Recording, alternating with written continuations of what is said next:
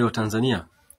Bila shaka mmemsikia Samia Suluhu Hassan amesema kwamba nchi yetu Tanzania ina rasilimali chache, na kwa sababu hiyo itatulazimu kutegemea mikopo na misaada ili tuweze kuishi.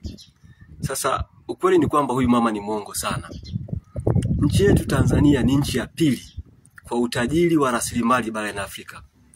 Na kama viongozi wetu wangeacha wizi, kimsingi Tanzania ilitakiwa iwe ndio nchi ya kwanza kwa utajiri barani Afrika. Sasa mimi naomba unisikilize kwa umakini sana. Unaiona hii Tanzania? Tanzania ni nchi ya 13 kwa ukubwa barani Afrika. Nchi ya kwanza ni Algeria, ya pili ni Kongo. Lakini nchi ya Algeria, 90% ya ardhi ya Algeria ni jangwa. Yaani wakazi wa Algeria hawana hata maji ya kunywa. Kwa hiyo wanategemea wachimbe visima, au tunasema kuna kitu tunaita desalination, yani wabadilishe maji ya bahari ndio yawe maji ya kunywa. Unaweza kuona kwa nchi kama hiyo kusema kwamba ni kubwa. Kwa hiyo kwangu mimi nchi ya kwanza kwa ukubwa barani Afrika ni Kongo. Kwa nini? Kwa sababu Kongo haina jangwa. Nchi ya pili kwa ukubwa barani Afrika ni Tanzania. Kwa nini? Kwa sababu ukiangalia zile nchi zote 11 ambazo zinaizidi Tanzania ukubwa, sehemu kubwa ya hizo nchi kwanza zina jangwa, pili ni kame, hazina maji ya kutosha. Kwa hiyo ya kwanza kwa ukubwa Afrika ni Kongo, ya pili kwa ukubwa Afrika ni Tanzania. Ngoja nikupe mfano mwepesi. South Africa ni nchi ya 9 kwa ukubwa barani Afrika, ya 9. Sisi ya 13. Lakini ndani ya South Africa kuna majangwa matatu. Kwanza kuna jangwa la Kalahari. Pili kuna jangwa linaitwa Karoo. Tatu kuna jangwa linaitwa Namib Desert, limetokea Namibia, limeingia South Africa.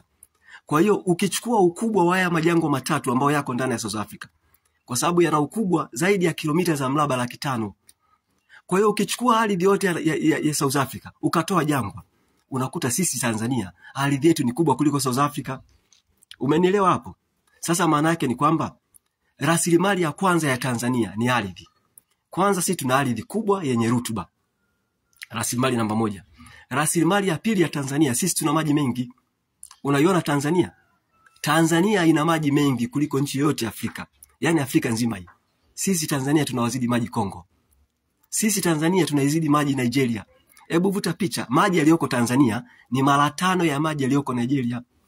Hebu vuta picha. Kwa hiyo kama Nigeria na watu milioni 240, maana yake ardhi ya Tanzania inaweza kulisha zaidi ya watu milioni 700. Kwa hiyo tunaweza kubadilisha kama ni mazao ya biashara au mazao ya chakula. Tunaweza kuyabadilisha mazao ambayo tunaweza kulisha watu milioni 700. Kwa hiyo tukayabadilisha yakawa pesa. Kwa hiyo unaweza kuona. Kwa hiyo tumesema rasilimali ya kwanza ni ardhi kubwa yenye rutuba, rasilimali ya pili Tanzania na maji mengi. Na ukitaka kujua Tanzania na maji mengi, wewe andika labda unaweza kusema the Great Lake Zone in Africa. Utaona maziwa makubwa yote yako Tanzania. Umenipata? Haya, rasilimali ya tatu. Ukitaka kujua Tanzania ni tajiri, angalia zile nchi 10 tajiri kuliko zote duniani. Nchi 10 tajiri au tunasema G20. Utaona kwamba nchi zote tajiri duniani zina bandari. Nchi zote tajiri duniani zina nini? Zina bandari. Kwa hiyo kwa kuwa nchi yetu ina bandari, sisi tunasema ni rasilimali inayoweza kuisaidia nchi yetu kuwa tajiri. Haya, ngoja tuangalie rasilimali ya 4. Rasilimali ya 4 ni madini. Umeelewa? Ni madini. Sasa huwa nawaambia watu, unaona South Africa. South Africa ina majimbo 9. Jimbo tajiri kuliko yote South Africa linaitwa Gauteng Province. Yaani jimbo tajiri kuliko yote South Africa, kwanza lina kilomita za mraba 18,000. Lina watu milioni 16. Sasa utajiri wa jimbo la Gauteng unatokana na sana na dhahabu. Yaani dini la aina moja tu, dhahabu. Sasa walichokuwa wanafanya South Africa, wanafanyaje unajua? Yaani wa South Africa wakishachimba dhahabu, wanaziuza zile dhahabu pale pale kwao kulingana na market price. Mfano kama sasa hivi kilo moja ya dhahabu ni kama milioni 320. Kwa hiyo wa South Africa wakipata pesa, kwanza wanawekeza kwenye tunasema financial sector. Kwa hiyo sasa hivi katika jimbo la Gauteng kuna zaidi ya mabenki 140. Lakini pesa zote za mabenki zimetoka kwenye nini? Kwenye dhahabu. Wa South Africa wakiuza dhahabu, sawa, zile pesa za kwenye dhahabu wanawekeza kwenye real estate. Yaani wanajenga tunasema nyumba za makazi za kudumu, permanent housing, ambazo kwa hiyo wakazi wa South Africa kama unataka unanunua, kama unataka unapangisha. Umenipata hapo? Wakiuza dhahabu, pesa ile wanajenga viwanda, wanawekeza kwenye manufacturing industries. Kwa hiyo utakuta jimbo la Gauteng ambalo ndio jimbo tajiri yote kuliko yote South Africa, sehemu kubwa utajiri wake unatokana na dhahabu peke yake. Umenielewa? Kwa hapo nimezungumzia dhahabu peke yake. Sasa njoo hapa katika mkoa wa Mara. Unaona mkoa wa Mara? Mkoa wa Mara kwanza una kilomita za mraba 21,000. Yaani ni mkubwa kuliko jimbo la Gauteng, South Africa. Sawa? Haya, mkoa wa Mara upo kwenye mikoa mitatu inayodhalisha dhahabu nyingi ya Tanzania. Mkoa wa Mara pale North Mara Gold Mine inazalisha dhahabu, mikoa mitatu inayozalisha sana dhahabu hapa Tanzania, mkoa wa Mara. Haya, unaona mkoa wa Mara? Mkoa wa Mara una watu milioni 2, lakini ule mkoa ni maskini. Ni maskini kwa nini? Kwa sababu pale wakishachimba dhahabu, wanachokifanya, dhahabu ile inapanda ndege hiyo inaondoka.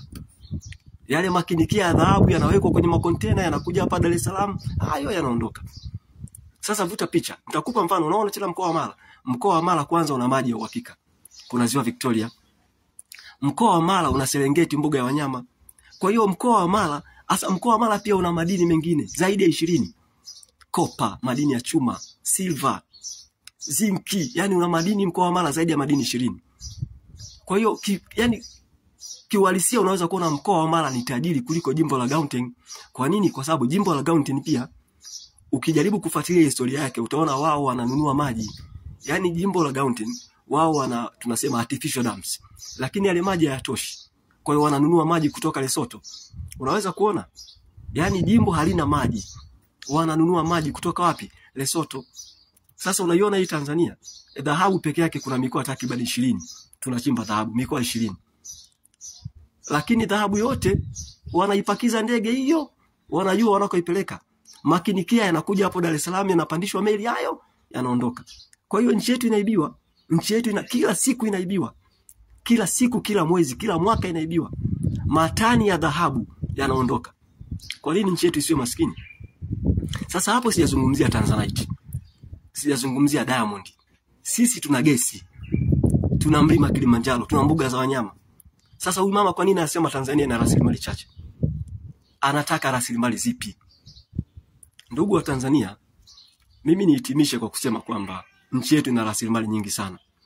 Kimsingi kama viongozi wetu wangeacha wizi, Tanzania ilitakiwa iwe ndio nchi tajiri namba 1 barani Afrika. Lakini kwa bahati mbaya wizi hawawezi kuacha. Sasa mimi nitoe pendekezo. Au mfano unamuona huyu msemaji wa serikali, Gerson Msigwa. Muda wote anazungumza amani. Sasa unajiuliza, unazungumza amani na wakati mmeua watu wetu kwa makusudi? Mmewaua wa Tanzania kwa makusudi. Kwa nini hauzungumzi kwamba mjiuzulu? Kwa nini hauzungumzi muwajibike? Kwa nini? Kwa nini unazungumza amani? Unataka amani na wakati mnaendelea kuibia nchi yetu? Kwa hiyo sisi tuhubiri amani na wakati nyinyi ni wezi majambazi? Hakuna kitu kama hicho. Hakuna kitu kama hicho. Sasa mimi nitoe wito kwa Watanzania, kwanza kwa viongozi wa dini, kwa Wakristo, kwa Waislamu. Nitoe wito kwa wasomi ambao ni wazalendo wa nchi hii. Tuungane. Tarehe 9 mwezi wa 12 tusiogope kuandamana. Kuandamana sio dhambi, na nchi hii sio mali yao. Hii nchi ni mali ya Watanzania wote. Hatuwezi kukaa kimya tuhubiri amani na wakati mnatuibia. Yaani mnaibia nchi yetu. Hebu vuta picha. Sasa hivi Samia anasema nchi yetu ina rasilimali chache. Maana yake nini? Anataka endelee kukopa. Haya, mimi nikuulize.